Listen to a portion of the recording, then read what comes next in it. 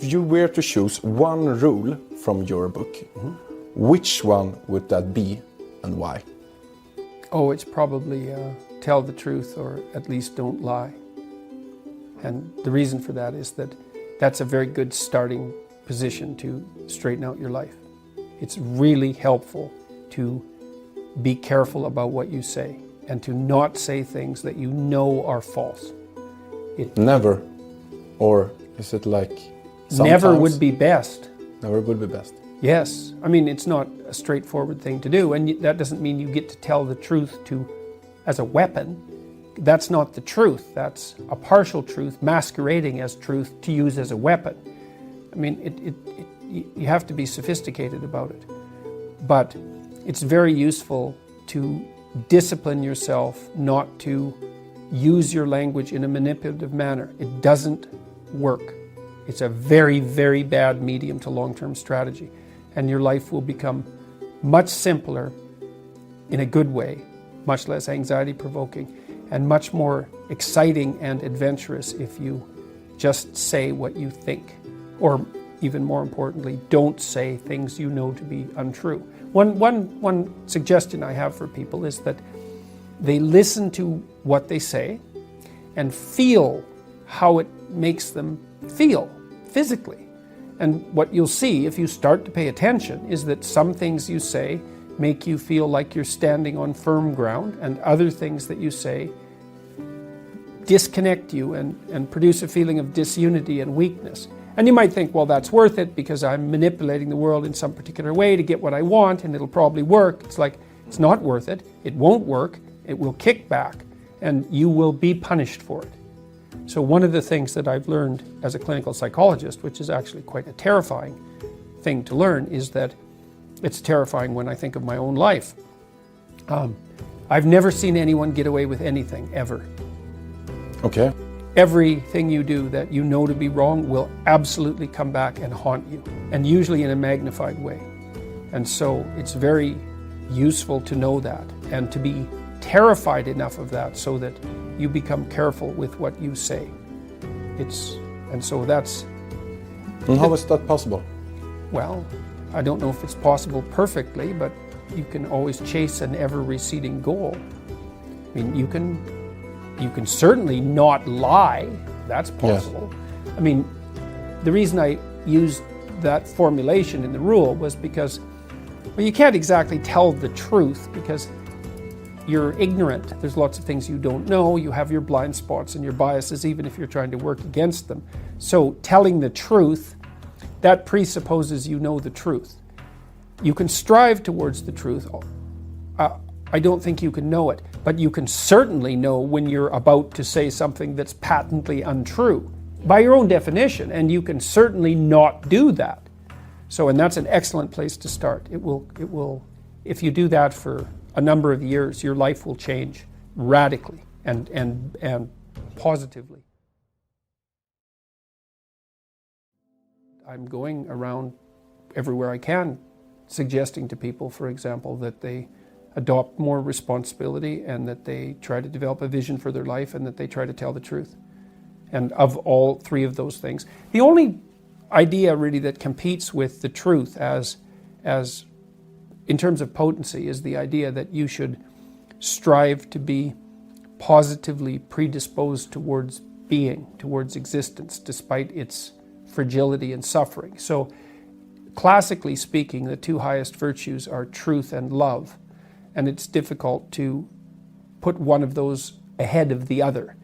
Love means something like hoping and striving for the best for things, despite the fact that they're inadequate and damaged and perverse and often malevolent. And that's part of, say, love your enemies, is, well, what do you want for your enemies? Well, you might say you want their defeat.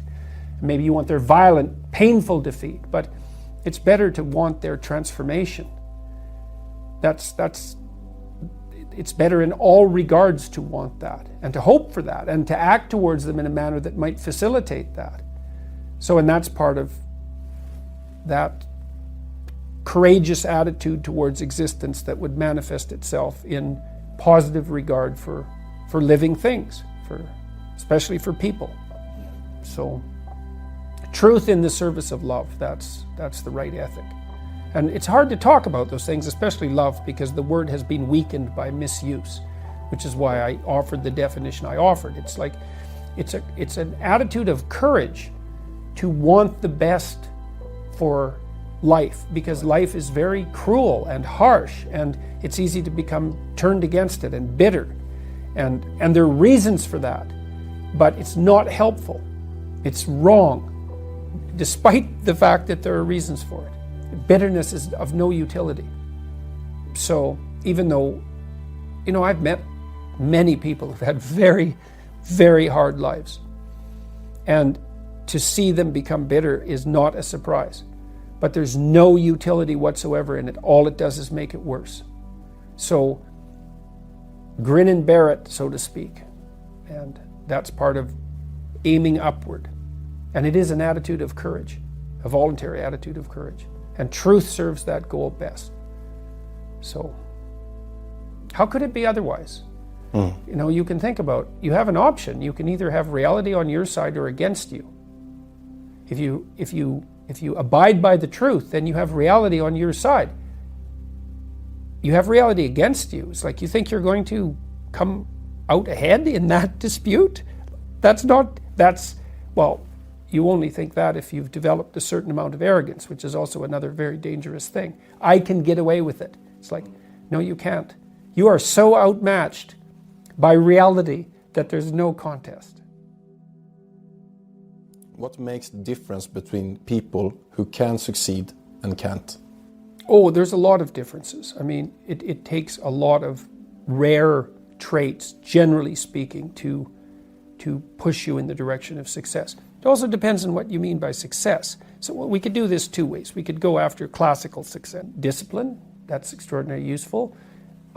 Intelligence, that's very useful.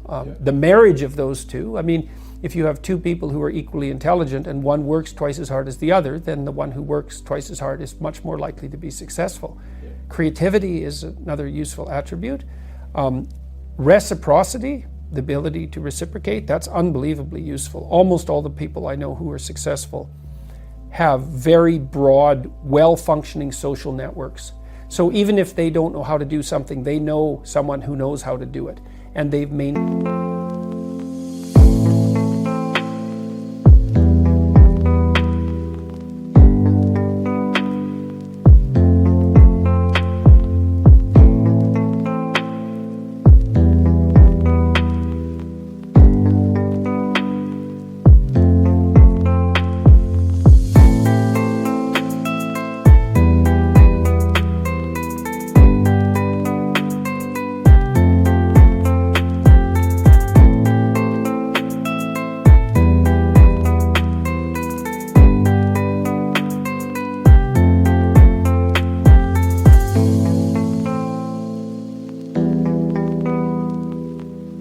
their relationships with those people, and they've done it with integrity. So they're trusted.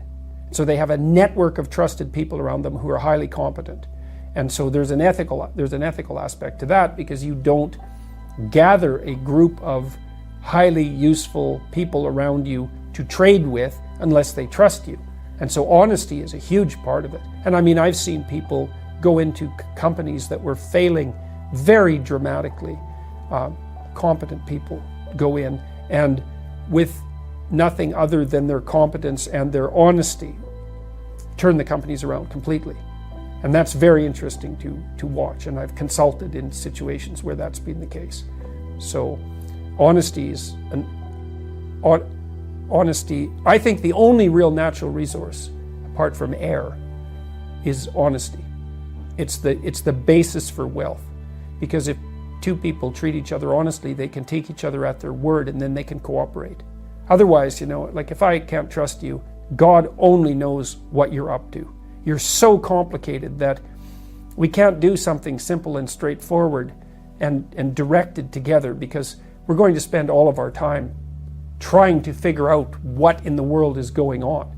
And this is partly why so much poverty in the world is actually generated by corruption, rather than an absolute lack of material, an absolute lack of material corruption is a force that produces poverty like nothing else. How important is hard work? Oh, very important, especially at the uppermost pinnacles of different careers, because as you move up a hierarchy of competence, let's say, you surround yourself by people who are more and more like you, right? They have everything you have, right? And so maybe at the utmost pinnacle, you need a combination of 10 rare things, and you better be firing on all cylinders, on all 10 dimensions, because otherwise...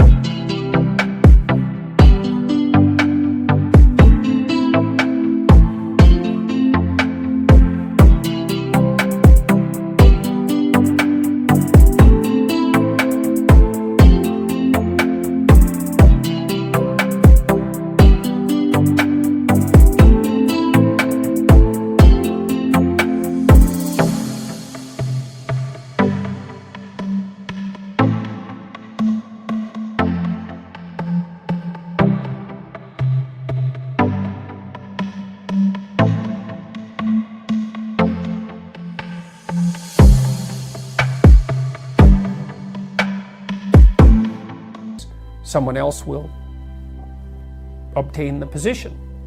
So the higher up you go in whatever you do, the more crucial it is that you do everything that you're doing right. People get taken out. You know, you see people very frequently, entertainers, for example, very, very talented people, and disciplined even. And, you know, very social, too. Social, sure, exactly. And they have a drinking problem, for example, and they're done. They're done. It takes them out, often when they're 27. Those are all. But trustworthiness is a huge part of it, you know, to be able to take someone at their word.